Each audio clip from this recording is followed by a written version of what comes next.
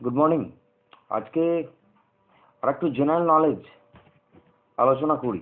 General knowledge অবশ্যই subject ওয়াইজই শুরু করব ভাবছি। আজকে সাবজেক্ট ওয়াইজ শুরু করে আমরা সাবজেক্ট ওয়াইজ এবং ট্র্যাডিশনাল দুটো ওয়েতেই যাওয়ার ইচ্ছা আছে। আমি জানি না কতক্ষণে ক্লাস করতে পারবো বা কতক্ষণে ভিডিওটা করতে পারবো, কিন্তু চেষ্টা করব একটু সাবজেক্ট আলোচনা করে নিয়ে সাবজেক্ট একটা বিষয় আমার মনে হলো যে শুরু করি এই বিষয়টা নিয়ে। এটা শুরু করে তারপর বিভিন্ন অন্যান্য বিষয়ে ঢুকে যাব। আমি জাস্ট আজকে যেটা নিয়ে শুরু করতে চাইছি সেটা হচ্ছে লোয়ার হাউস। পড়ি না আমরা লোয়ার হাউস, আপার হাউস? সংবিধানে আমাদের পার্লামেন্ট বা সংসদ কি কি নিয়ে গঠন হয়েছে, কোন ধারায় এই গঠনকে নিয়ে বলা হয়েছে? সংবিধানের ৭৯ নম্বর ধারায়। আমরা কিন্তু কনস্টিটিউশনের ক্লাসে আলাদা এগুলো পার্ট ধরে যখন আলোচনা করব তখন এগুলো ডিটেলে আসবো, কিন্তু তাও এই জেনারেল নলেজের ক্লাসে আমি একটু আলোচনা করে দিই, যেহেতু লোয়ার হাউস দিয়ে শুরু করব বলেছি আজকে। সংবিধানের কত নম্বর ধারায় পার্লামেন্টের গঠন আলোচনা করা হয়েছে? 79 বা ৭৯ নম্বর ধারায় বলা হয়েছে, the parliament of India is comprises of the president, the council of states and the house of people. এখানে কিন্তু লোকসভা, রাজ্যসভা, আপার হাউস, লোয়ার হাউস করে ডিসক্রাইব করা নেই। পার্লামেন্টের গঠন আলোচনা করার সময় বলা হয়েছে the president, the council of states, যাকে আমরা রাজ্যসভা বা আপার হাউস বলি, আর হাউস অফ পিপল, যাকে আমরা লোকসভা বলি বা লোয়ার হাউস। তাহলে লোকসভা, লোয়ার হাউস, এল এল একটা সিমিলারিটি আছে, এল এল লোকসভা, লোয়ার হাউস। আদার যে হাউসটা পড়ে রইল রাজ্যসভা, সেটাই আপার হাউস। এখন প্রশ্ন হচ্ছে লোয়ার হাউস কেন বলা হচ্ছে, কেন লোয়ার হাউস বলা হচ্ছে? এটা কিন্তু সংবিধানে বর্ণনা করা নেই। সংবিধানে বর্ণনা করা নেই, তবে যেটা মনে করা হয় সেটা হচ্ছে কি, যে হাউস অফ পিপল অর্থাৎ লোকসভা বা লোয়ার হাউস যাকেই বলি, তার যে মেম্বাররা তারা directly elected by the people. তার ফলে জনগণের সঙ্গে ডাইরেক্ট কন্ট্যাক্টে এনারা থাকেন, ডাইরেক্ট ইন্টারাকশন এনারা করেন। সমাজের একদম নিচের বা বেস লেভেলে এনারা মানুষের সঙ্গে একটা ইন্টারাকশন রাখেন এবং ডাইরেক্টলি মানুষদের দ্বারা, মানে জনগণের দ্বারা ইলেক্টেড, ডাইরেক্টলি ইলেক্টেড, এবং মানুষ যে সমাজের বেস লেভেলে থেকে মানুষের সঙ্গে বা জনগণের সঙ্গে ইন্টারাকশন করেন। এই কারণেই বলা হয়ে থাকে যে হাউস অফ পিপল এটা হচ্ছে লোয়ার হাউস। লোকসভা কারণ জনপ্রতিনিধিদের দ্বারা নির্বাচিত।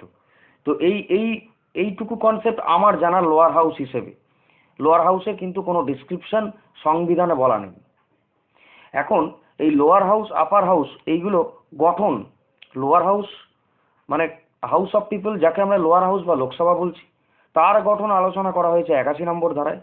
আর আপার হাউস বা রাজ্যসভা বা কাউন্সিল অফ স্টেটস, যেটা আলোচনা মানে যেটা যেটা যেভাবে রাজ্যসভাকে আলোচনা করা হয়েছে সংবিধানে, কাউন্সিল অফ স্টেটস বা রাজ্যসভা বা আপার হাউস, তার গঠন আর্টিকেল 80-তে বা ৮০ নম্বর ধারায় আলোচনা করা হয়েছে।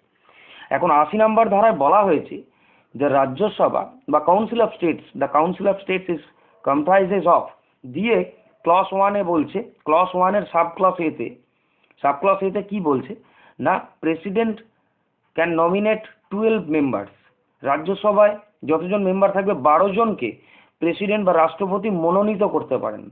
কোন কোন দিক থেকে, মানে কোন জায়গা থেকে নমিনেট করতে পারেন বা সেটা কিন্তু আলোচনা করা হয়নি, সেটা কিন্তু ওখানে আলোচনা করা হয়নি। সেটা আর্টিকেল 80-র ক্লস 3-তে আলোচনা করা হয়েছে স্পেশালি, সেটা পরে আলোচনা করছি আমি।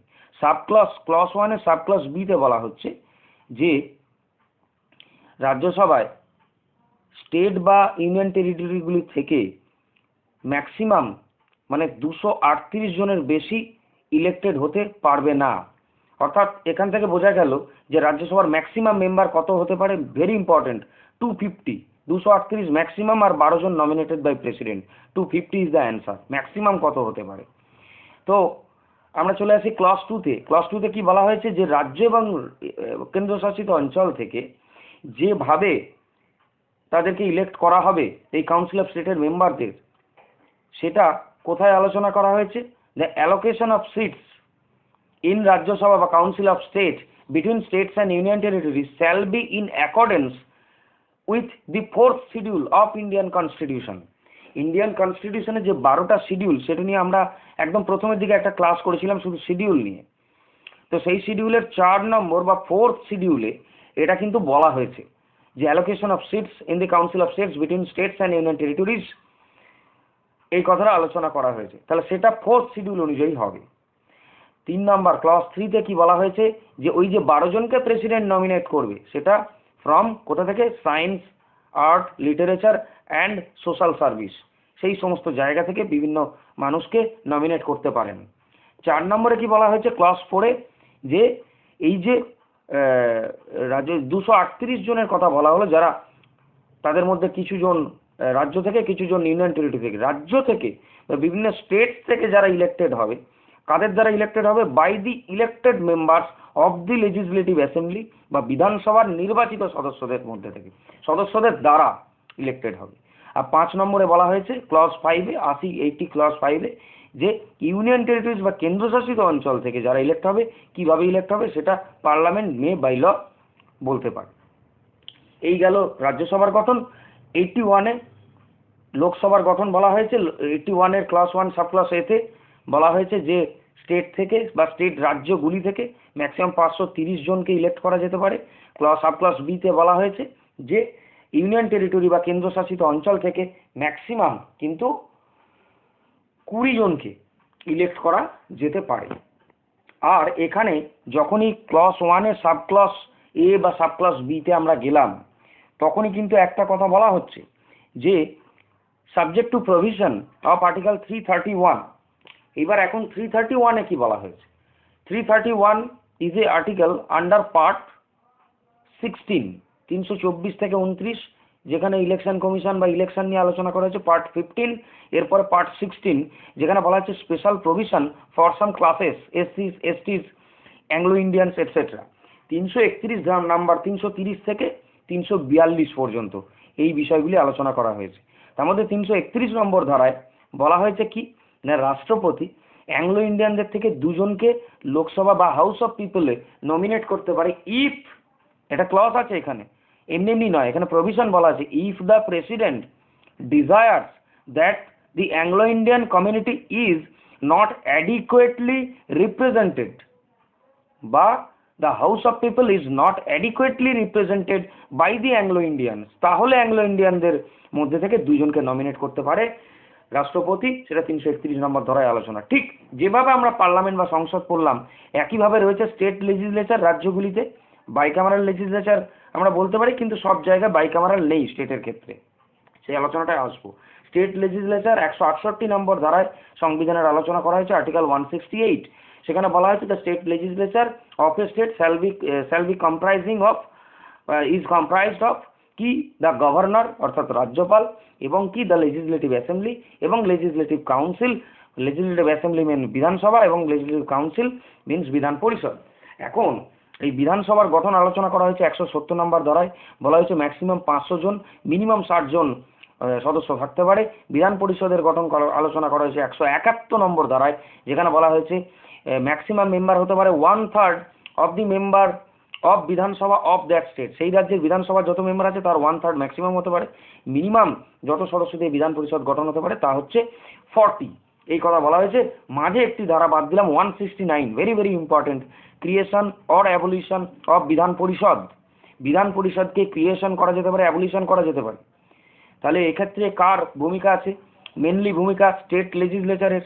যদি বিধানসভা স্টেট লেজিসলেচারের লোয়ার হাউস অর্থাৎ বিধানসভা যদি একটা মানে তাদের মেম্বারদের দ্বারা সিম্পল মেজরিটিতে এই প্রস্তাব মানে বিধানসভা প্রতিষ্ঠা করা বা অ্যাবলিশ করা অর্থাৎ অবলুপ্ত করার প্রস্তাব সিম্পল মেজরিটিতে মানে সমর্থন করে উপস্থিত ভোটদানকারী সদস্যের 2/3 সমর্থনে যদি পাস করে একটা রেজলিউশন করে, তাহলেই কিন্তু বিধানসভা ক্রিয়েট করা যেতে পারে, অ্যাবলিশও করা যেতে পারে। 169 ভেরি ইম্পর্টেন্ট। এখন কতগুলি রাজ্যে বিধান পরিষদ রয়েছে? জম্মু কাশ্মীর 2019-এর 31শে অক্টোবর পর্যন্ত ছিল 2টি হাউস বিধান পরিষদ ছিল, কিন্তু তারপরে সেটা বাই ডিফল্ট অ্যাবলিশ হয়ে গেছে। এখন বর্তমানে 6টি 6 রাজ্যে বা 6 স্টেটে রয়েছে বিধান পরিষদ। সেগুলো কোন কোনগুলো? ইউপি, উত্তরপ্রদেশ, বিহার, মহারাষ্ট্র, কর্ণাটকা, তেলেঙ্গানা অ্যান্ড অন্ধ্রপ্রদেশ, এই 6টি রাজ্যে রয়েছে কি না বিধান পরিষদ। এখন আমি খুব তাড়াতাড়ি আমি যাব অন্ধ্রপ্রদেশ। অন্ধ্রপ্রদেশের রাজধানী কি? তেলেঙ্গানা রাজ্যের তৈরি হয়েছিল 2014 2রা June and is the youngest state so far in India. এখনো পর্যন্ত ইয়ংগেস্ট স্টেট অফ ইন্ডিয়া 2014 2রা জুন। তেলেঙ্গানার রাজধানী হলো কি হায়দ্রাবাদ। আর অন্ধ্রপ্রদেশের রাজধানী কি হলো অমরাবতী। অন্ধ্রপ্রদেশের রাজধানী অমরাবতী কোন নদীর তীরে অবস্থিত? Krishna, which originates from Mahabaleshwar hills, western Ghat, Maharashtra. আর এর রাজধানী কি? হায়দ্রাবাদ। তেলেঙ্গানার রাজধানী হচ্ছে Hyderabad. Hyderabad is situated on the bank of river Musi, which itself a tributary of Krishna, and Musi river originates from Anantagiri hills in Telangana. তো আমরা এরপর চলে আসি যে হায়দ্রাবাদ শহরের প্রতিষ্ঠাতা মোহাম্মদ কুলি কুতুব শাহ 1591 বা 1591। এরপরে আমরা কি বলবো না হায়দ্রাবাদের বিখ্যাত একটা স্থাপত্য রয়েছে আমাদের চারমিনার। চারমিনার 1591 সালে মোহাম্মদ কুলি কুতুব শাহ প্রতিষ্ঠা করেছিলেন। ভেরি ইম্পর্টেন্ট, চারমিনার কে তৈরি করেছিলেন? মানে তৈরি করেছিলেন মোহাম্মদ কুলি কুতুব শাহ কত সালে? 1591 সালে। ভেরি ভেরি ইম্পর্টেন্ট, কিন্তু এসব মনে রাখতে হবে। আর হায়দ্রাবাদও বলা হয়ে গেল। এরপরে আমরা আসি কর্ণাটকা। কর্ণাটকা যেখানে বলছি আমরা, কর্ণাটকার একটা কিন্তু বিশেষত্ব রয়েছে। কর্ণাটকার যে সামার বা গরমকালে এদের যে বিধানসভা বিধান পরিষদ মানে স্টেট লেজিসলেচার বসে বেঙ্গালুরুতে, আর শীতকালে বসে বেলগাঁওয়ে। বেলগাঁওয়ের একটা ইম্পর্টেন্স রয়েছে হিস্টোরিক্যাল। 1924 সালে আইএনসি বা ইন্ডিয়ান ন্যাশনাল কংগ্রেসের যে সেশন, একমাত্র সেশন যেখানে গান্ধীজি সভাপতিত্ব করেছিলেন, সেই সেশনটা বেলগাঁওয়ে হয়েছিল, যার বর্তমান নাম বেলাগাভি। এইবার 1924 সালটা 1924 কিন্তু খিলাফত আন্দোলন মানে সম্পূর্ণভাবে ক্লোজ হয়, কারণ খালিফা পদটির অবলুপ্তি হয়। এখন এই বেলাগাঁও বোম্বে স্টেটের একটা অংশ ছিল আপ টু 1956। 1956 সালে যখন স্টেট রিঅর্গানাইজেশন অ্যাক্ট এলো বা আইন এলো, তখন কিন্তু এটা মাইসোর স্টেটের একটা অংশ হয়ে যায়। বেলাগাভি মাইসোর স্টেটের একটা অংশ হয়ে যায়। মাইসোরের পরবর্তীকালে নামকরণ হয় Karnataka. In which year Mysore was renamed as Karnataka 1973। Very very important. Bombay স্টেটের কথা এলাম। বোম্বে স্টেট রিঅর্গানাইজেশন অ্যাক্ট বা বোম্বে রিঅর্গানাইজেশন অ্যাক্ট 1960, এর দ্বারা বোম্বে স্টেট দুটি ভাগে বা দুটি রাজ্যে ভাগ হয়েছিল, সেটা হচ্ছে গুজরাট এবং মহারাষ্ট্র। বোম্বে রিঅর্গানাইজেশন অ্যাক্ট 1960, এর দ্বারা বোম্বে স্টেট দুটি ভাগে ভাগ হচ্ছে, গুজরাট এবং মহারাষ্ট্র। কর্ণাটক নামকরণ হচ্ছে মাইসোর থেকে, কর্ণাটক নামকরণ হচ্ছে 1973-তে। 1973-তে ইম্পর্টেন্ট একটা অর্গানাইজেশনের প্রতিষ্ঠা মনে পড়ছে কি? CITES convention on international trade in endangered species of wild fauna and flora. এই সাইটস একে 1973 সাইটসের রেজলিউশন হচ্ছে, একে ওয়াশিংটন কনভেনশনও বলা হয়। ওয়াশিংটন কনভেনশন কত সালে? 1973। That came in to force in 1 July 1975। 1975 1 জুলাই এই সাইটস মানে কেম ইন টু ফোর্স, কার্যকর হলো বা বলবৎ হলো। 1 জুলাই বিধানচন্দ্র রায়, আমাদের প্রাক্তন পশ্চিমবঙ্গের প্রাক্তন মুখ্যমন্ত্রী, যার জন্ম এবং মৃত্যুদিন, যেই দিনে ডক্টরস দিবস বা ডক্টরস ডে পালন করা হয়। আগে একদিন একটি ক্লাসে আলোচনা করেছি 1862 সালের 1 জুলাই ভারতের প্রথম হাইকোর্ট ক্যালকাটা হাইকোর্টের প্রতিষ্ঠা হয়। Very very important informations these are. তো 1973 যে ওয়াশিংটন কনভেনশন এবং সাইটসের আলোচনা করছিলাম, এই সাইটসের 3টি অ্যাপেন্ডিক্স আছে। অ্যাপেন্ডিক্স 1, যেখানে কি বলা হয়েছে যে 1200 স্পিসিসের কথা বলা হয়েছে, এক্সট্রিমলি থ্রেটেন্ড উইথ এক্সটিংশন, বিলুপ্ত হয়ে যেতে পারে, তাই এইগুলো ট্রেড ইল্লিগাল বলে ঘোষণা করা হয়েছে। এই সমস্ত স্পিসিসের ট্রেড ইল্লিগাল বলে ঘোষণা করা হয়েছে। 3টি অ্যাপেন্ডিক্সের প্রথমে কথা বললাম 1200 স্পিসিস। অ্যাপেন্ডিক্স 2 বা দ্বিতীয় অ্যাপেন্ডিক্সে 21,000 স্পিসিসের কথা বলা হয়েছে, যারা নট থ্রেটেন্ড উইথ এক্সটিংশন, কিন্তু এদের ট্রেড রেস্ট্রিকশন করা হয়েছে। অ্যাপেন্ডিক্স 3-তে 170 স্পিসিসের কথা বলা হয়েছে, এটাও not necessarily threatened with extinction, কিন্তু এদেরও ট্রেড বিশেষ কিছু রেস্ট্রিকশনের মধ্যে রাখা হয়েছে। এই গেল আজকের ওভারঅল আমার জেনারেল নলেজের আলোচনা। অবশ্যই যদি আপনাদের ভালো লাগে লাইক করবেন, শেয়ার করবেন এবং সাবস্ক্রাইব করবেন। থ্যাংক ইউ, ভালো থাকুন।